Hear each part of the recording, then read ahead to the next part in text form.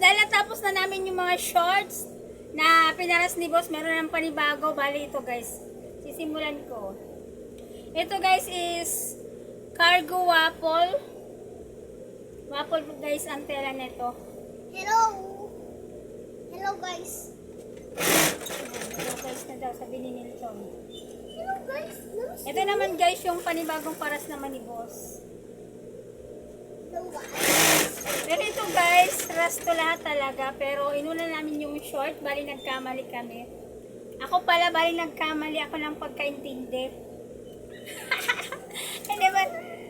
Baka intindi ko yung unahin yung short, yung pala, ito pala guys yung uunahin. Ayan siya guys yung ginawa ko. Ayan. Bali ito guys is cargo pants waffle. Ayan siya.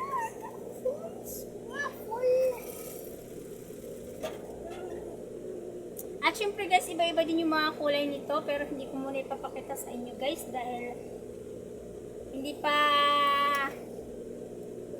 naayos. Bali ito pa lang. Overnight ko to guys dahil ras na naman to, bukas ay pipick upin na naman to ni boss. Parang si boss ang natataranta, hindi kami. Relax ka lang dyan boss, kaya namin to.